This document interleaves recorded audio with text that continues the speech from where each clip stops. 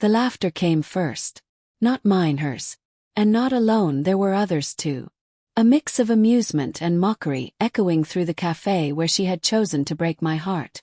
I still remember the smell of roasted coffee and cinnamon that night. The warm glow of fairy lights. The way people leaned closer, pretending not to watch but listening all the same. They knew something was about to unfold. They always do when drama hovers in the air. And there she was, Anya, my wife of 3 years, standing in front of me with her perfectly rehearsed expression of fake regret. "I can't do this anymore, Arjun," she said loudly, her voice trembling just enough to sound believable. "You've become boring. Predictable. I need someone who makes me feel alive again." The crowd gasped softly. Someone chuckled. Her friends, sitting a few tables away, were already recording, pretending to sip their drinks. I saw the shimmer of a phone lens pointed right at us. It was all a show. Performance. And I was the fool cast as the heartbroken husband in her act. 3 days earlier, Anya had been distant for weeks. Late nights at work. Sudden mood swings. Smiles that never reached her eyes. I'd asked her once if everything was okay, and she had said, "Don't be so clingy, Arjun. I just need space." That was new. She used to fill every corner of my life. My mornings, my evenings, my thoughts. I'd built my world around her. Then one night while she was in the shower, her phone buzzed on the bed. A message popped up from a contact named R. "So Friday night's still on. I'll book the corner table. Let's give them a show." Froze. Every instinct screamed at me to confront her right there. But something inside me, something quiet and cold, told me to wait, to see how far she would go. And so I did. Cafe scene. Friday came. She looked stunning as always. A black dress, red lipstick, and that effortless charm that once melted me. She smiled as she said, "Let's grab coffee before dinner, okay?" I nodded, pretending not to notice the glint of excitement in her eyes that wasn't for me. At the cafe, her friends were already seated nearby. She pretended not to see them, but I saw her glance, quick, deliberate. The stage was set. I realized then what she was doing. The breakup wasn't just for me, it was for them. For him maybe, the mysterious R.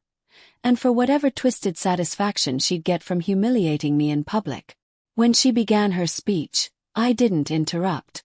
I just watched her. "Arjun, you're a good man," she said, voice rising, performing to her audience. "But I can't live like this anymore. You never understand me. You never listen. You're always just there." A few people shifted uncomfortably in their seats. Her friends were smiling behind their cups, recording every word. She wasn't breaking up with me. She was destroying me. Deliberately, dramatically, beautifully. I could have begged. Could have shouted. But I didn't. When she paused for effect, I leaned back, calm, almost smiling. "Are you done?" I asked softly. Her smile faltered. She wasn't expecting calm. She was expecting a scene. "Arjun," I said. "I heard you," I interrupted. "I just wanted to make sure you were done lying before I said what I have to say." The chatter in the cafe died instantly. Anya blinked, the color draining from her face. "Lying." I reached into my jacket pocket and placed my phone on the table. The screen glowed with her messages, the ones she thought she'd deleted.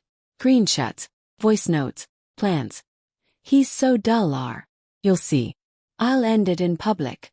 Let everyone watch how a perfect marriage breaks." The room went silent. Anya's friends lowered their phones. Someone whispered, "Oh my God."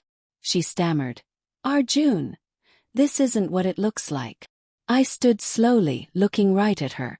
My voice was low but steady. "No, Anya. It's exactly what it looks like. You wanted an audience." I gestured around the cafe. "Here they are.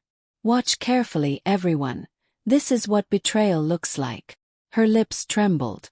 "You're humiliating me." I almost laughed. "No. You did that yourself." I turned to leave, but then I paused at the door, looking back just once.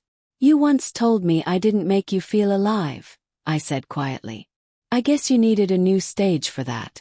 I hope he claps louder than I ever did. And then I walked out. The laughter was gone. Only silence remained. Aftermath. That night, my apartment felt colder than usual. The walls seemed to echo her absence. I stared at the half-empty wardrobe, her clothes gone, her perfume lingering like a ghost. People always say betrayal hurts like fire, but to me it felt like drowning. Low, quiet, unending. I kept replaying the moment in my mind, the flicker of fear in her eyes when she realized she'd lost control of her story. For the first time, she was the one on display. The next day, her mother called me. She cried, begged me not to go to the police, not to ruin Anya's reputation.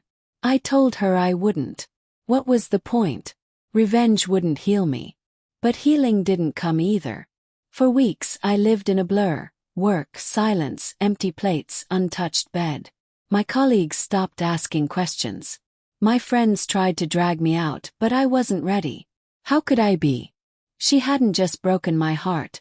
She'd turned love into humiliation. 2 months later, I ran into her by accident. A mall of all places. She was standing alone by a fountain, no ring, no smile. Her hair was shorter, her eyes dull. For a moment our eyes met. She hesitated, then walked over. "Arjun," she said softly. "Can we talk?" He nodded. Not because I wanted closure, but because I wanted to see what she'd become. We sat on a nearby bench. She looked smaller somehow, fragile, almost human again. "I'm sorry," she said finally. That day, I thought I was in control. He promised me something real, but it was all fake. He used me. When the video went online, I became a joke. My job, my friends. Everyone left. I said nothing. Tears welled in her eyes. "You didn't deserve it. Any of it. I just wanted to feel noticed again. You were so calm, so steady." I mistook that for indifference. Her words hung in the air between us. I wanted to be angry, but instead I just felt tired. "Anya," I said quietly, "I loved you in ways you never even saw."